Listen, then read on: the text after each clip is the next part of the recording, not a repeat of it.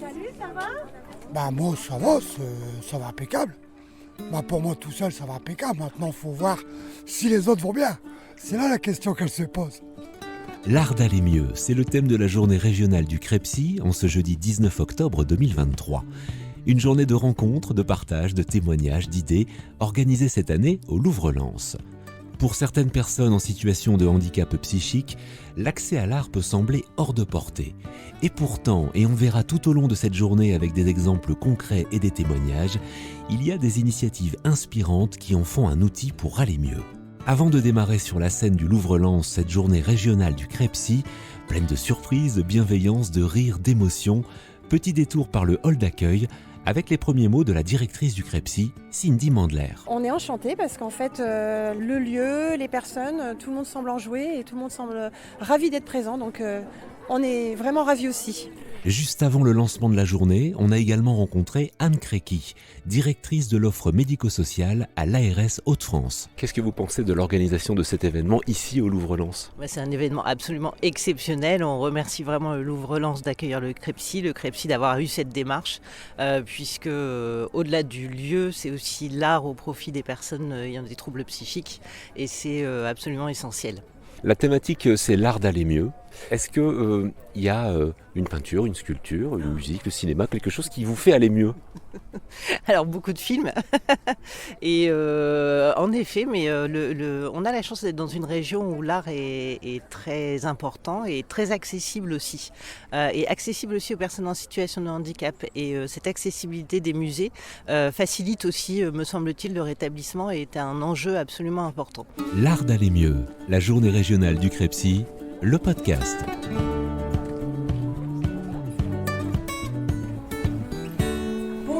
Bonjour à tous, bienvenue à la journée régionale du CREPSI, donc du Centre de ressources sur le handicap psychique. J'espère que vous êtes tous bien installés. Merci à vous d'être présents aujourd'hui. Nous sommes heureux donc de vous accueillir pour cette journée. Point d'orgue d'une série de rencontres, d'échanges, de temps de travail qui ont été organisés toute l'année.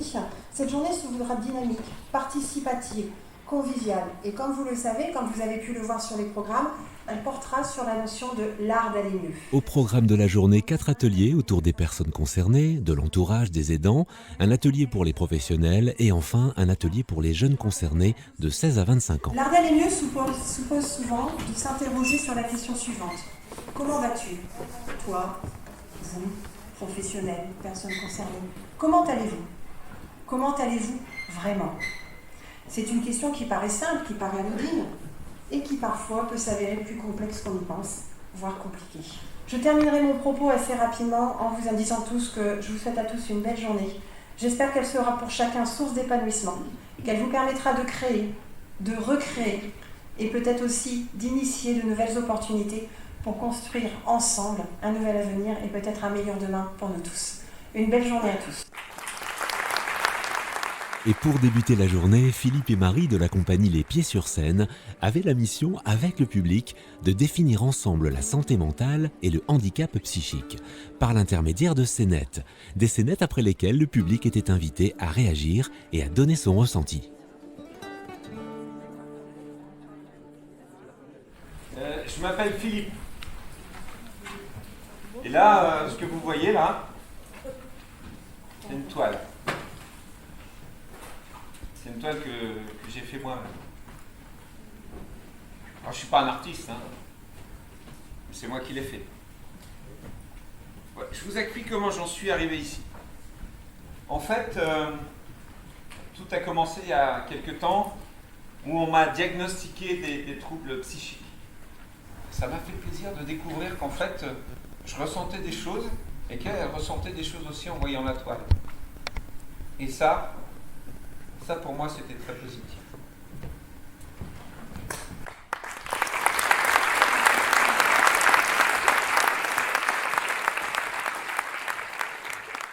Alors, comment on se sent? Comment vous sentez-vous après avoir pu voir cette scénette? Bonjour, simplement une communauté entre les différents protagonistes, d'où qu'ils soient. Moi, ce que j'ai ressenti dans cette scénette, c'est la première, c'est l'envie et le bon sens qu'il y a derrière, qui devient créativité en fait. L'art et la créativité, c'est aussi apprendre à s'aimer à nouveau et puis donner de l'amour aux autres. Philippe, Marie, Philippe, quelques mots pour présenter votre compagnie. Oui, c'est la troupe Les Pieds sur Scène. Voilà, donc on intervient en événementiel pour illustrer de manière soit réaliste, soit plus décalée les propos qui sont évoqués sur le colloque ou le séminaire et qui permettent de rebondir dessus pour faire réagir les gens, faire rire, émouvoir, toucher. Voilà. C'est ça notre but. L'art d'aller mieux ou aller mieux avec l'art, est-ce que ça fonctionne avec le théâtre? Comment ça marche avec le théâtre? Nous, on est des spécialistes de l'improvisation théâtrale. Et donc on est aussi en lien avec une grosse école d'impro qui est ouverte pour des gens tout venant qui ont envie de faire de l'improvisation théâtrale. Et donc on sait que l'art scénique, et en tout cas sur l'improvisation théâtrale, permet de libérer des freins, des énergies, d'ouvrir des énergies positives, de co-construire avec l'autre, de s'approcher de l'autre, de travailler avec lui pour raconter une histoire commune. Donc c'est vrai que nous, cet aspect de l'art, de l'impro, on connaît bien. Après, je pense que l'art en général, c'est un moyen d'exprimer quelque chose d'intérieur. C'est ça l'art. C'est aussi pour ça que le public vient voir les artistes, qu'ils soient professionnels ou non. Ils viennent voir des gens qui expriment des choses. Et donc c'est ça pour moi le lien. C'est de la communication, oui, direct. Absolument. Et on retrouvera Philippe et Marie à la fin de la journée car ils ont prévu une scénette de restitution.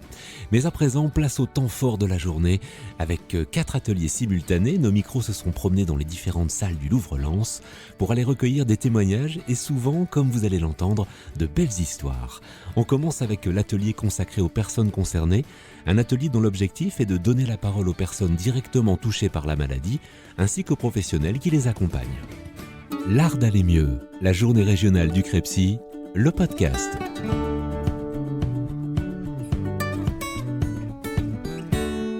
Je suis Anne Salomé, je suis une représentante adhérente bénévole du groupe d'entraide mutuelle J'aime le passage à Amiens. Et donc là, je participe à l'événement CREPSI pour pouvoir justement être dans la réunion et puis la mise en commun des ressources existantes à ce jour. Vous étiez dans l'atelier consacré aux personnes concernées. Qu'est-ce qui s'est passé dans cet atelier ? Ce qui s'est passé, c'est qu'en fait, les personnes ont témoigné avec justement des accompagnants et des accompagnés autour de l'art, l'outil artistique, quel qu'il soit, ce que ça pouvait leur apporter en termes de pause, pour faire une pause sur la maladie, sur le maladie. Et je vous laisse vous présenter. Bonjour à vous monsieur, moi, je m'appelle Valentin Quéron, je suis conseiller d'administration de J'aime le passage à Amiens et je suis aussi ami et collègue aussi de Anne Salomé. Et du coup, on est venu aujourd'hui pour une journée sur le handicap et l'art d'aller mieux. Et au Louvre-Lens, au musée de Louvre-Lens, en tout cas, ça s'est très bien passé. Et franchement, il y a beaucoup de choses intéressantes qui s'est passé et c'est sympa quoi. Et justement sur ce thème, l'art d'aller mieux, comment est-ce que l'art peut permettre d'aller mieux ? Est-ce qu'on a des réponses à ces questions ? Ça permet d'oublier ses problèmes et d'exprimer son talent en soi, en fait, je pense. Qui, je pense, est vital pour soi-même. Et pour, justement, comment expliquer ? Pour aller mieux, c'est-à-dire de faire de l'art créatif aussi. Et comme faire des mandalas, des dessins, de la peinture, de l'art. Vous faites de l'art personnellement ? Bien sûr, je viens d'une famille de peintres en plus, qui expose sur Paris. Super. Et je fais aussi des tableaux pour le plaisir aussi, et où j'aime le passage. Où j'ai exposé un tableau aussi, qui est exposé au Louvre-Lens au Grand Théâtre en fait, qui est au musée de Louvre-Lens. Ce qu'on a vu ce matin, à l'ouverture de la journée. Exactement. Ouais. Je vais vous poser à tous les deux la question que je pose à tout le monde, puisque c'est un peu le leitmotiv de cette journée. Comment ça va, vraiment ? Très très bien. Je me sens portée par ces énergies justement d'espoir et de rétablissement et aussi sans langue de bois parce qu'il y a aussi des discours qui mettent en exergue le fait qu'on est tous concernés. Pas que nous les personnes accompagnées mais les accompagnants aussi. Tout le monde peut être concerné un jour par cette thématique. Je suis Anne-Marie Joubalédan, je suis bénévole, mais j'ai monté J'aime le passage à Amiens. J'ai une association qui s'appelle Artéphile, dont le but est d'amener l'art dans des lieux de soins, etc. Donc on travaille très souvent en partenariat, on a réalisé 5 livres ensemble. Dans les livres, il y a quoi? Il y a des œuvres d'art, il y a des recettes de cuisine, il y a des poèmes, il y a des photographies. Voilà. Et en plein confinement, on a réussi donc à permettre à 36 Gemmes de France de réunir leurs textes, leurs écrits, leurs sensations, leurs émotions, leurs peintures autour de l'isolement et tout ça. Donc en fait, on était isolés, mais en même temps on était ensemble. Voilà. Donc si je vous pose la question, est-ce que l'art peut aider à aller mieux, vous allez me répondre. C'est une évidence, mais ça aide aussi à se reconstruire. On a le cas ici, effectivement, quelqu'un qui se reconstruit, qui le dit clairement, quoi. C'est une manière de... Pourquoi vous avez créé cette œuvre? Eh bien voilà, il y a plusieurs mois, j'allais vraiment pas bien, mais pas bien du tout, et j'ai fait une tentative de suicide avec des conséquences hyper graves. Donc je m'en sors quand même tant bien que mal, mais bon, je sais que j'ai encore des opérations à venir. Et donc j'ai voulu peindre cette œuvre pour dire, voilà, je me reconstruis, j'avance, je continue à avancer, la renaissance, voilà, de mon tableau. Alors on sera à la radio, donc on va pas pouvoir voir votre œuvre. Est-ce que vous pouvez la décrire? Si vous deviez la décrire pour les auditeurs, ce serait quoi? Alors il y a des animaux, beaucoup de couleurs vives. C'est surtout ça, les couleurs vives. C'est vivant en fait, le tableau est vivant.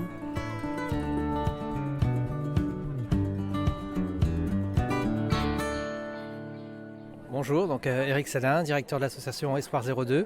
Espoir 02, association située dans l'Aisne, uniquement spécialisée dans l'handicap psychique.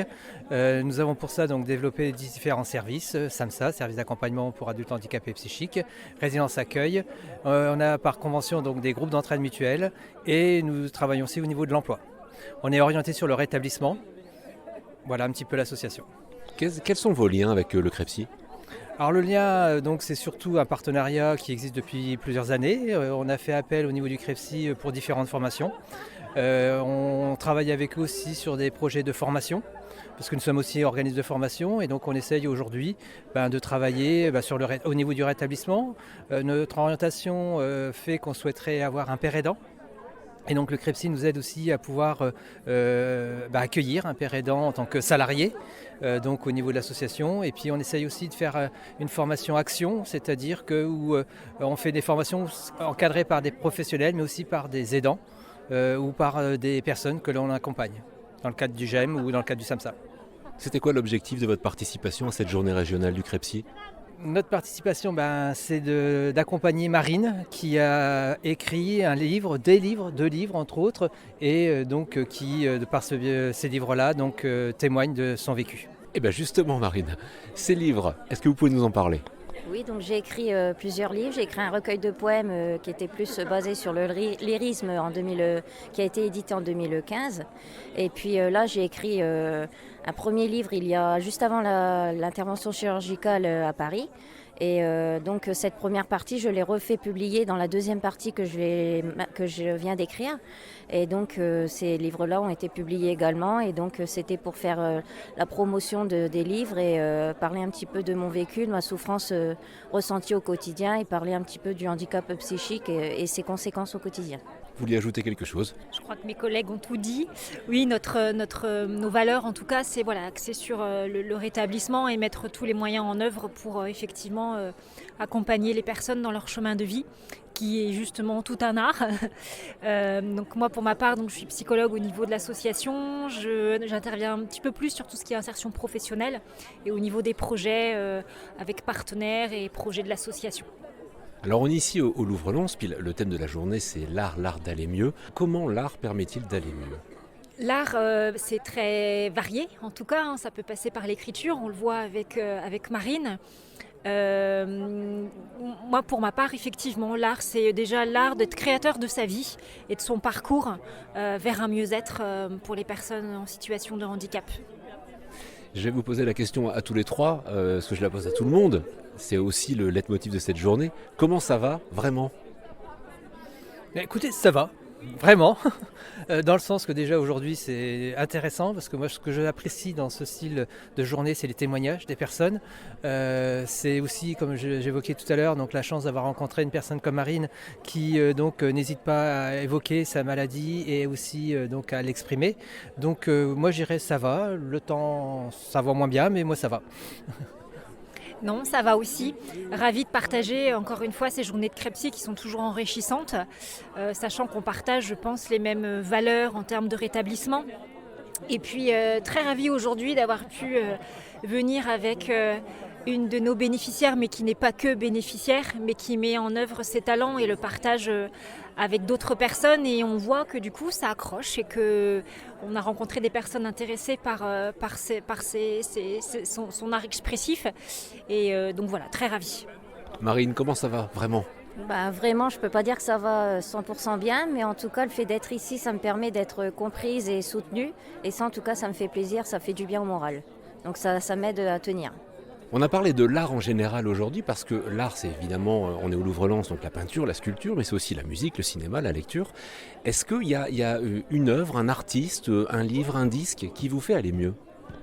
J'aimais bien... il y en a plusieurs, j'aimais bien Victor Hugo, des choses comme ça, mais après, il y en a plus, il y a plusieurs œuvres que j'aime bien. Donc il n'y a pas spécialement un auteur en particulier.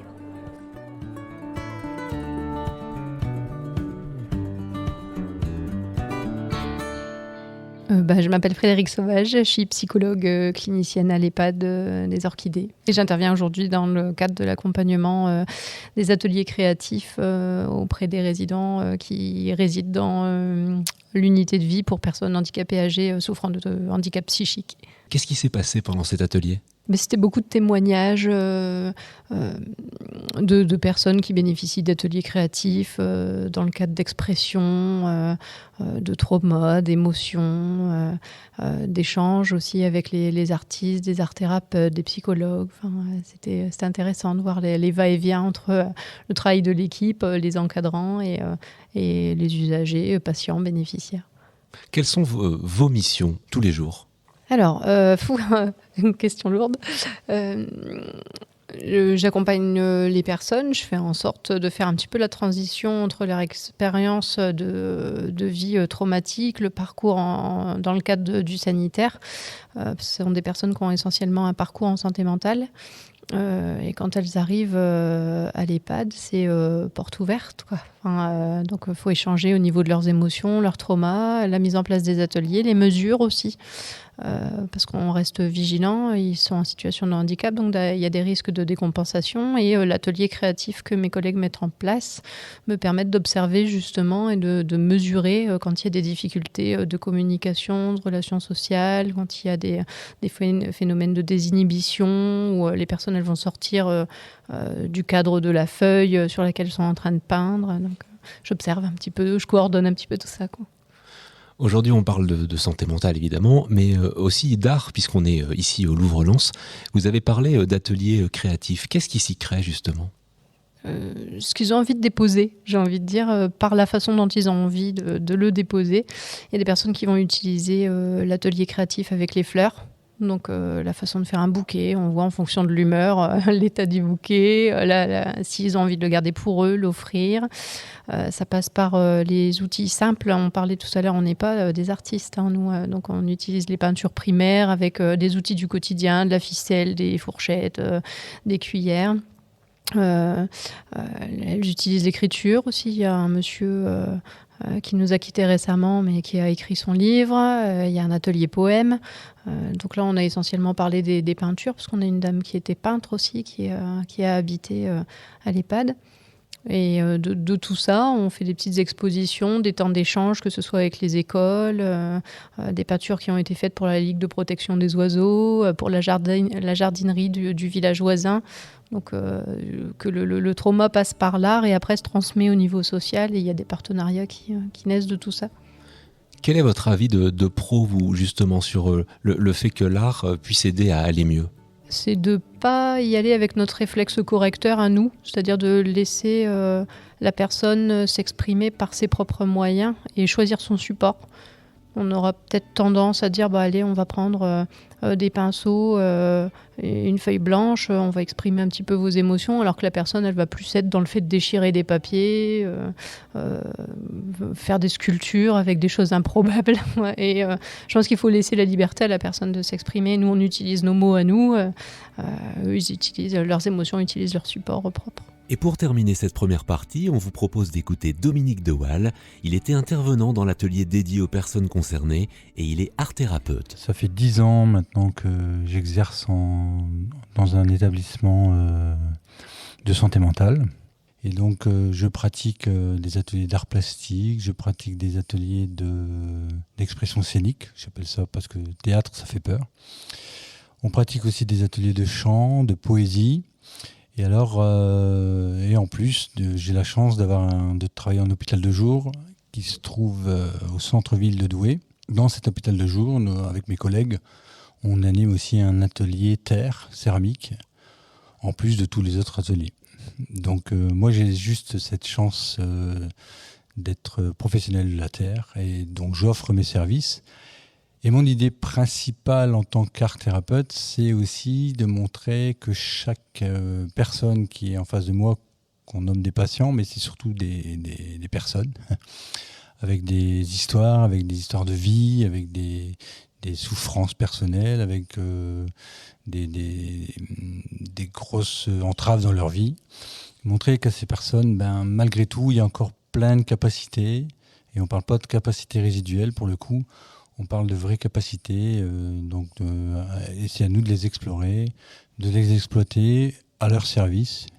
Je ne dis pas que j'offre des solutions, je m'interdis de dire ça, mais j'offre des pistes de travail, comme ça mes collègues psychiatres, psychologues et infirmiers peuvent rebondir notamment sur les écrits qui en sortent de mes ateliers, sur les sensations, les émotions, etc., etc. Qu'est-ce que vous retenez de cette journée ? Alors, c'est une journée riche en émotions. C'est une journée où moi, j'ai envie de dire personnellement, je suis touché parce que je crois vraiment profondément au pouvoir de l'art. Et là, j'ai vu toute l'amplitude du pouvoir de l'art et qu'il y a plein d'acteurs qui... c'est pas seulement les art-thérapeutes, c'est les médiateurs, les éducateurs spécialisés, les artistes vraiment qui viennent, qui interviennent au sein de tout ça. Et ce que je voudrais dire aussi, un message, c'est que quand les administrations se mettent à vouloir financer ou à vouloir, ne serait-ce qu'écouter des projets, c'est toujours bienvenu. Parce que il y a toujours vraiment des acteurs de l'art qui en donnent plus qu'il n'en faut en fait. Et ça, c'est vraiment le résultat de ça. J'ai vu plus que j'en voulais encore et c'est rempli d'émotions ce que j'ai entendu aujourd'hui et ce qu'on a partagé. L'art d'aller mieux, la journée régionale du Crepsy, le podcast.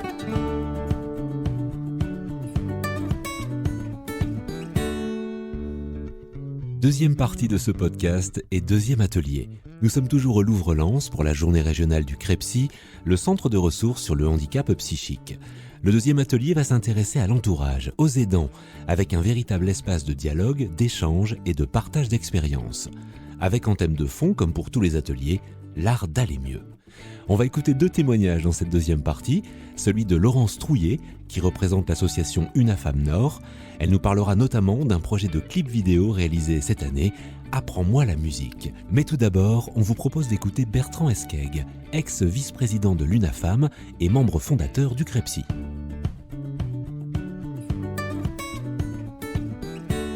Je suis Bertrand Esquègue.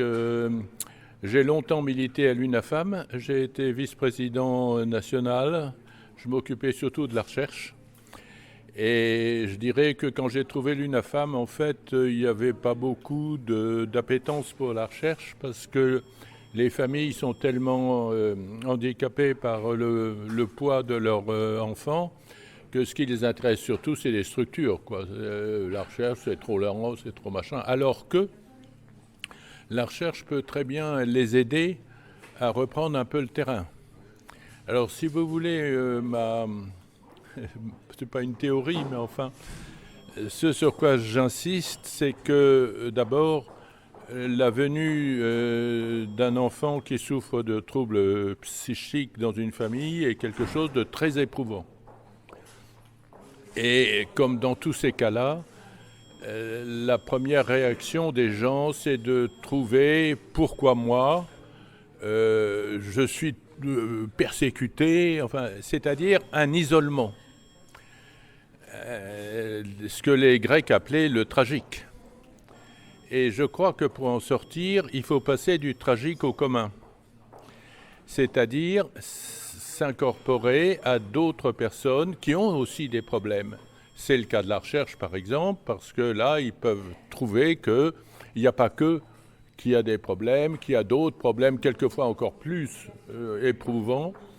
Et donc, c'est une activité, je dirais, un peu horizontale qui lutte contre cet aspect vertical de la douleur, quoi, en gros.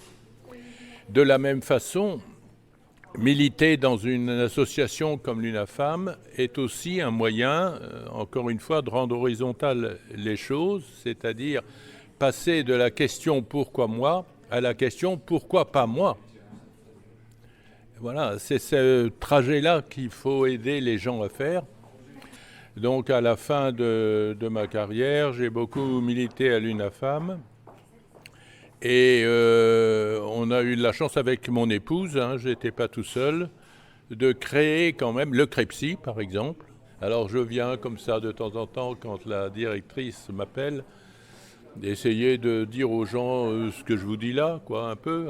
C'est-à-dire, encore une fois, passer du tragique au commun. Et c'est pour ça que d'avoir mis ça dans le musée de Lens, c'est pas idiot, parce que je parlais tout à l'heure de la tragédie. Chez Aristote, la catharsis, c'est le soulagement qu'on prend en voyant son drame personnel joué sur une scène tragique. Mais il n'y a pas que le théâtre. L'art, la peinture, le machin, peut aussi. Par exemple, avec mon épouse, on n'a jamais acheté autant de tableaux que depuis que François est malade. Parce que c'est vrai que ça crée un espace, un ailleurs, qui vous sort un peu du problème. Et d'ailleurs, il y a un poète qui s'appelle Pierre Thoreil, qui est mort en 2005, qui tenait librairie à Montpellier, et qui a écrit de très belles choses là-dessus, dont je me rappelle. Il écrit, par exemple, la forme en cet ailleurs. La forme, c'est-à-dire le spectacle. En cet ailleurs, c'est ailleurs de la douleur, quoi, en gros. La forme en cet ailleurs donne au reflet, c'est-à-dire au tableau, par exemple, donne au reflet l'aisance où se perd le réel. C'est ça qui est important, que le réel se perde. C'est-à-dire qu'il faut prendre de la distance pour essayer de s'en sortir. Et ça, je crois que c'est un truc qui marche bien, quoi.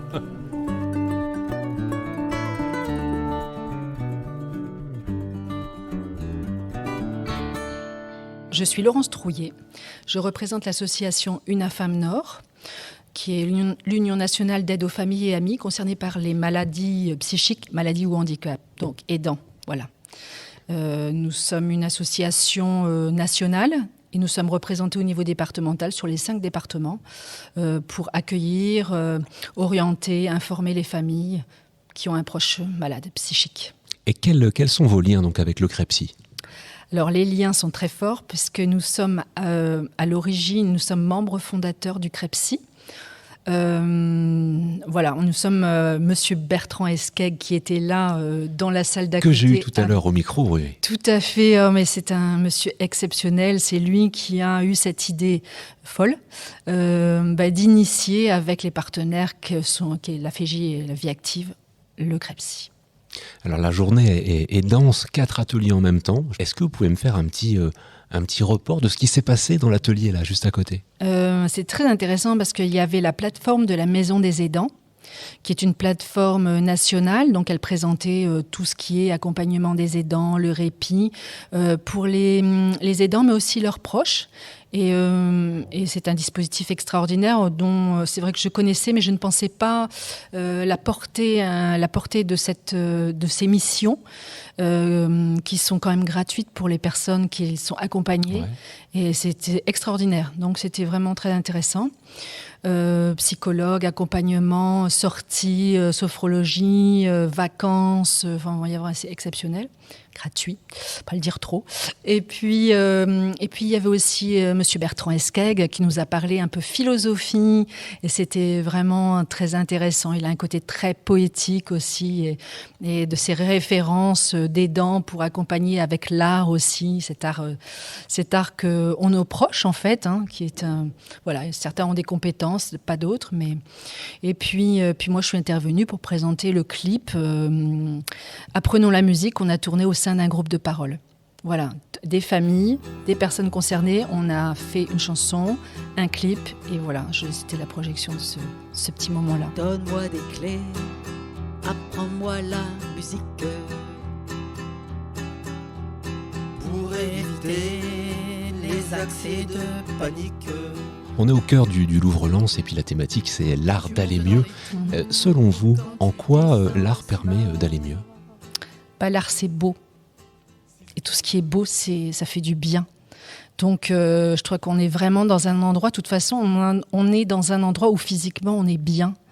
Et moi, ce que j'ai ressenti ce matin, c'est que tout le monde dans la salle, c'est pas une journée comme les autres, parce qu'on est ensemble pour aller mieux déjà. Et puis l'art, moi je sais pas, mais c'est vivant, c'est de l'expression, c'est des émotions.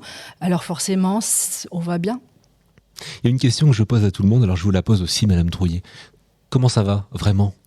Eh ben moi, je vais drôlement bien. Et j'aime bien drôle parce que je suis drôle.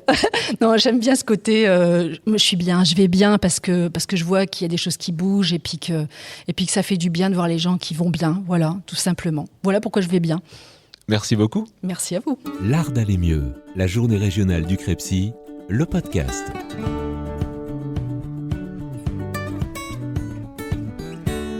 Troisième partie de ce podcast et on va s'intéresser aux pros. Comment ont-ils ? Ils sont parfois confrontés à un rythme de travail soutenu, à des contraintes, à une exigence des usagers associée à celle de leurs proches.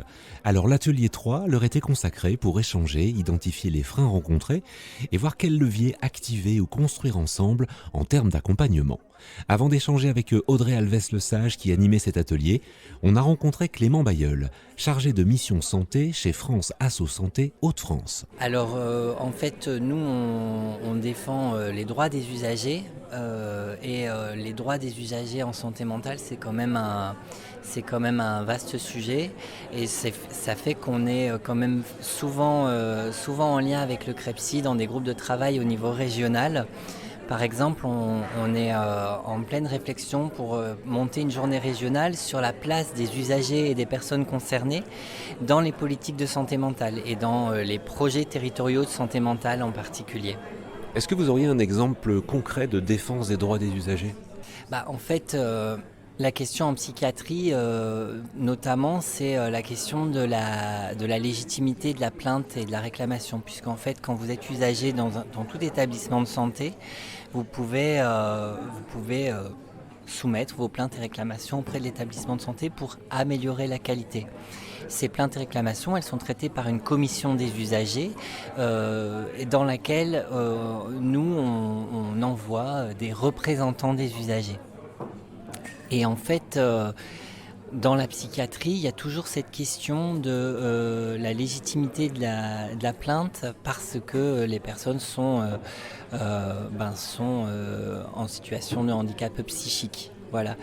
Et nous, on défend que, en fait, quelle que soit votre vulnérabilité, que vous soyez une personne âgée, une personne en situation de handicap, une personne malade psychique, eh bien, votre plainte ou réclamation, elle doit être prise en compte et elle doit trouver une réponse. Et ça, c'est un combat qui reste à mener. Voilà.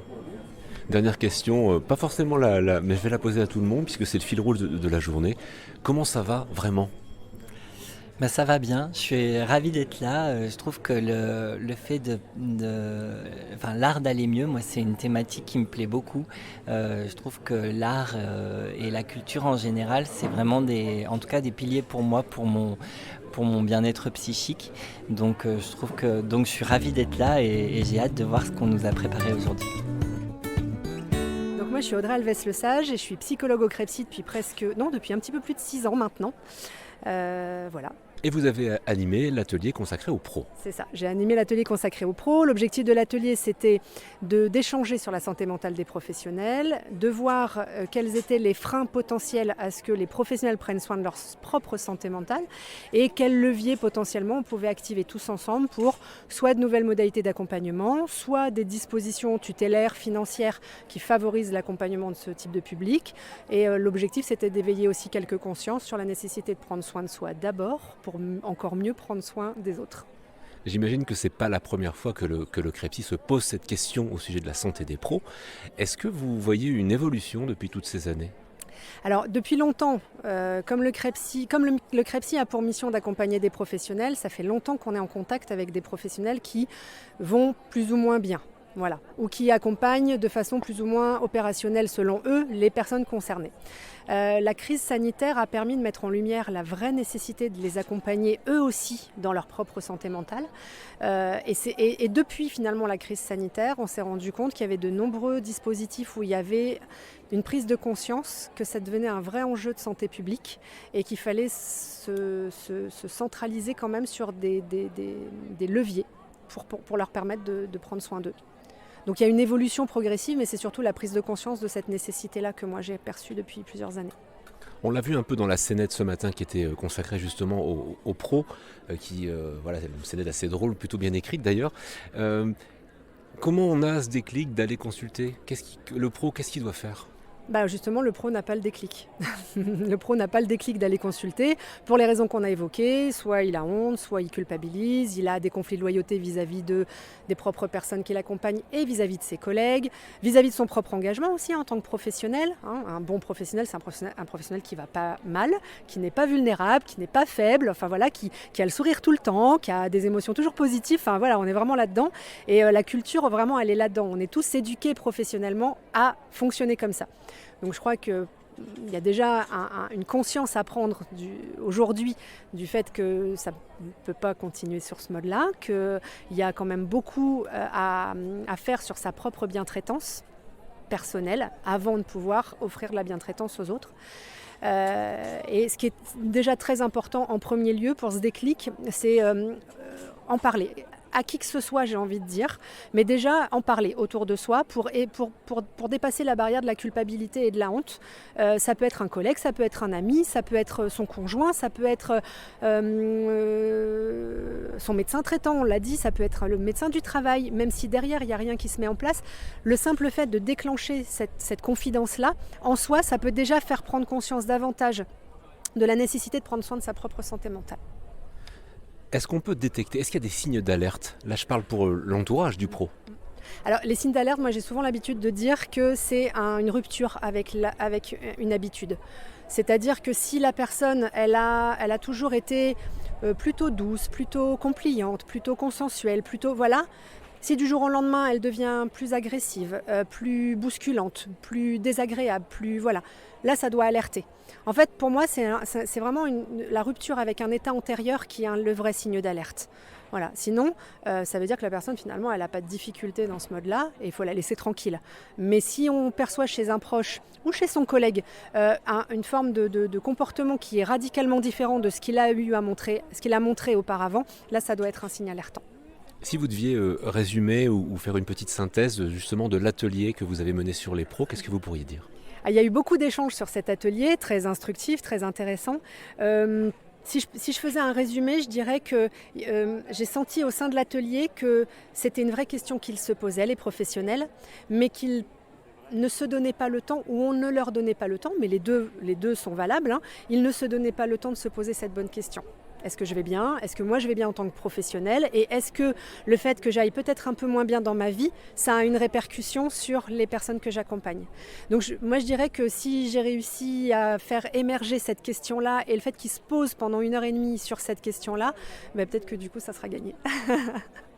La question que je pose à tout le monde, Audrey, alors je vous la pose. Audrey, comment ça va, vraiment? Écoutez, moi ça va bien, c'est toujours un plaisir de faire ces journées au Crepsi. J'en ai quelques-unes derrière moi avant aujourd'hui. C'est un bon moment de partage avec les partenaires. Ça nous permet aussi de rencontrer des personnes de visu qu'on a eu par téléphone. Voilà, donc c'est un vrai moment de partage tous ensemble. Voilà, je vais bien, vraiment.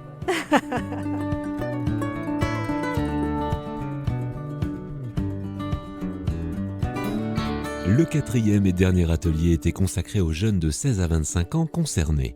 On écoutera tout à l'heure les témoignages de Julie Delhotel, psychologue de rue au club de prévention La Vie Active de Bruay, et puis celui de Safa, qui a suivi le parcours Genesis et qui viendra à notre micro partager ce qu'elle a fait, ce qu'elle a réussi, ainsi que ses projets.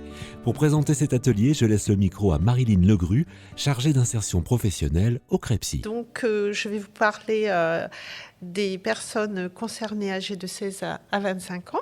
Donc le passage de l'adolescence à l'âge adulte représente une transition cruciale au cours de laquelle les jeunes font face à des transformations profondes, à un environnement mouvant et à de nouveaux enjeux pour établir les bases de leur vie future.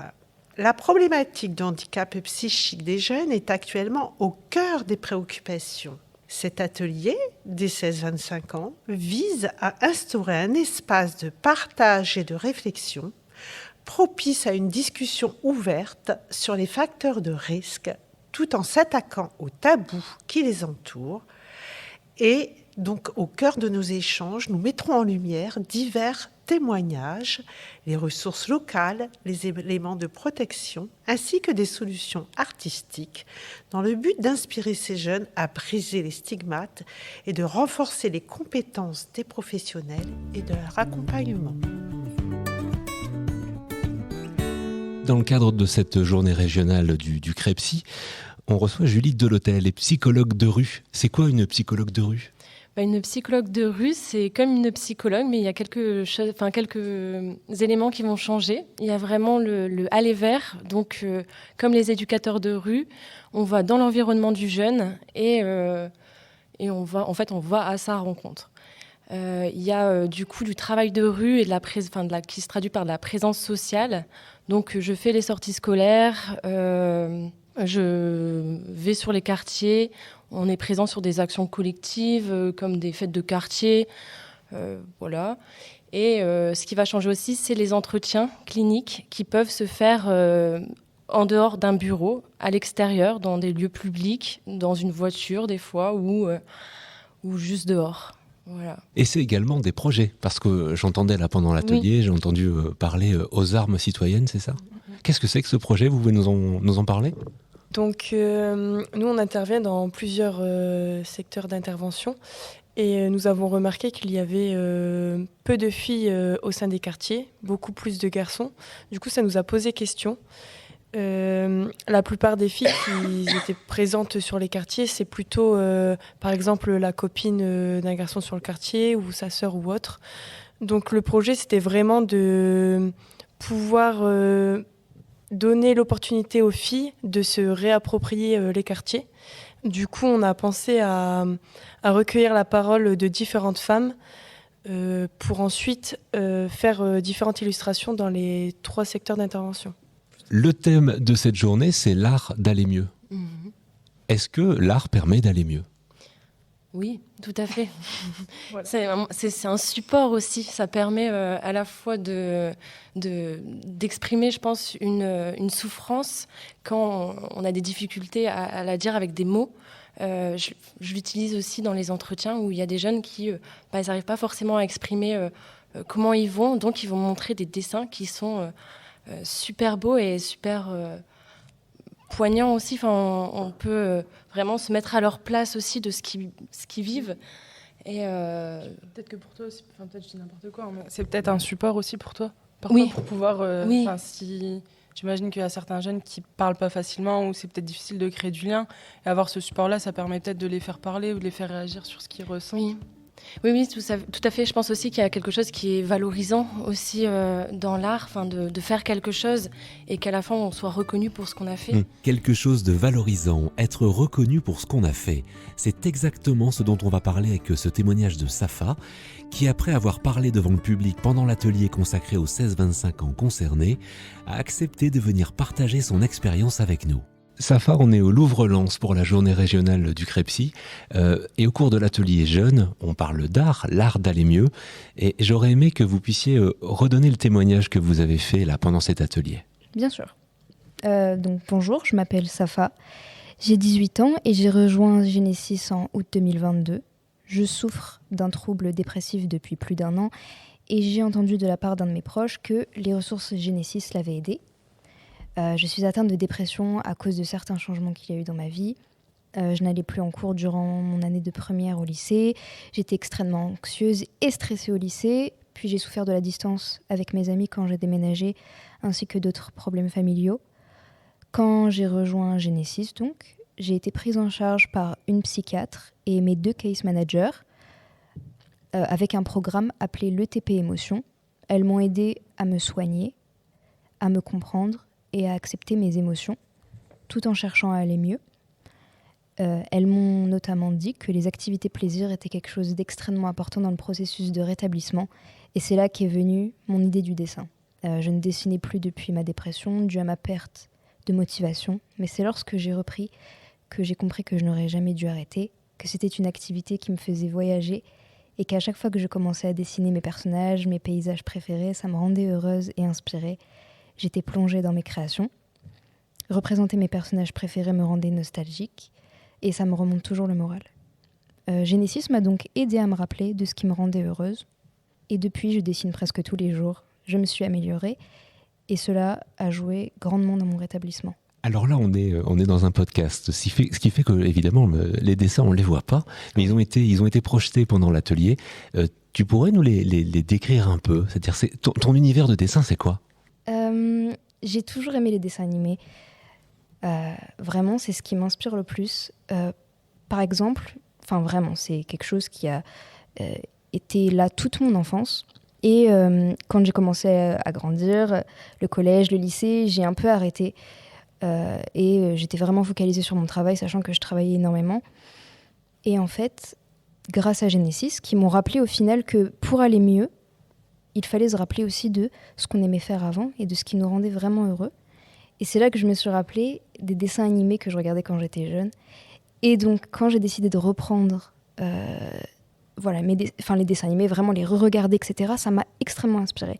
Et c'est quelque chose maintenant qui m'inspire vraiment au quotidien, que ce soit dans mes dessins ou mes peintures. Donc en fait, dans mes dessins, je représente mes personnages préférés de dessins animés, comme par exemple Réponse qui est un de mes dessins animés préférés. Qui d'autres encore ? D'autres dessins animés, vraiment, plein. Et c'est ce que je représente dans mes dessins. J'aime aussi beaucoup le monde merveilleux, fantastique en général. Donc j'aime représenter des paysages magiques, des forêts un peu mystérieuses, de la magie. Et voilà. Est-ce que tu as inventé des personnages aussi ? Ah, inventer des personnages, non, j'ai jamais inventé de personnages, mais j'aimerais beaucoup. C'est une très bonne idée. Les projets, ça serait quoi ? Ça serait de faire une expo, par exemple ? Non, mais j'ai un projet en tête. C'est de créer un livre pour enfants, parce que j'avoue que les livres pour enfants, c'est vraiment ce qu'il y a de plus inspirant pour moi. Les histoires, etc., qu'il y a à l'intérieur, ou les dessins, il y en a qui sont très spécifiques ou très originaux, vraiment. Les contes, Hansel et Gretel, juste on prend l'exemple... La maison tout en sucre, ou les 2 enfants, etc. Enfin, toute l'histoire est vraiment trop inspirante. Donc en fait, j'ai un peu envie de faire ça. Peut-être créer un livre pour enfants, une histoire avec mes propres personnages. Ce serait cool. C'est super chouette. Alors je vois ton sourire, mais je vais quand même te poser la question. Il y a une question, on en entend beaucoup parler pendant toute cette journée régionale. Mm-hmm. Comment tu vas vraiment ? Comment je vais vraiment ? Aujourd'hui, c'était assez compliqué. J'étais très très stressée. J'ai pleuré avant de venir parler de moi, au final, parler de Genesis, etc. Donc ça allait plutôt mal. Mais depuis que là, on m'a invité à parler pour ce podcast et que je suis passée entre guillemets sur scène, bah ça va mieux. Ça va mieux. Je sais pas, j'aime trop parler de ce que j'aime, donc maintenant je vais bien. Là tout de suite. Merci beaucoup. Avec plaisir, merci à vous. Après ces 4 ateliers remplis d'idées, de témoignages, de partage et d'émotions, retour dans l'amphithéâtre du Louvre-Lens pour la clôture de la journée. Philippe et Marie, les comédiens de la compagnie Les Pieds sur scène, avaient prévu un spectacle de restitution dont l'objectif était de reprendre les notions, les concepts, les idées, tout ce qui a été évoqué lors des ateliers. Voici un extrait de Fort Crepsy.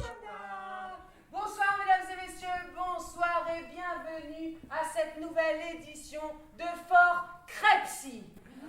Oui, vous pouvez applaudir là. Alors évidemment, ce soir encore des aventures, encore des missions à relever pour un candidat. Et ce soir, nous allons l'accueillir tout de suite. Mesdames et messieurs, le candidat s'appelle Philippe. Vous m'aidez? Indice numéro 1, c'était Genesis, pour moi 30. L'indice numéro 2. Mieux. L'indice numéro 3. L'écoute de soi. Et enfin l'indice numéro 4. Non mais point. Je sais pas là. Je me dis peut-être que c'est l'art d'aller mieux donc.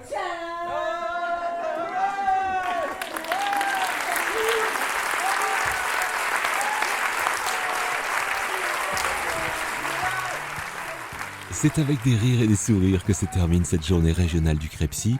On a échangé, on a parlé, on a appris des choses, on a écouté. Et le mot de la fin, pour résumer cette journée riche, on le laisse à la directrice du Crepsy, Cindy Mandler. Convivialité, épanouissement, partage, je pense que ces 3 mots y étaient. J'ai des retours assez positifs et j'espère que c'est le sentiment que les gens. Je vois des équipes qui sourient, donc qui sont contents de l'investissement qu'ils ont mis et je les remercie encore pour tout ce qu'ils ont mis en place.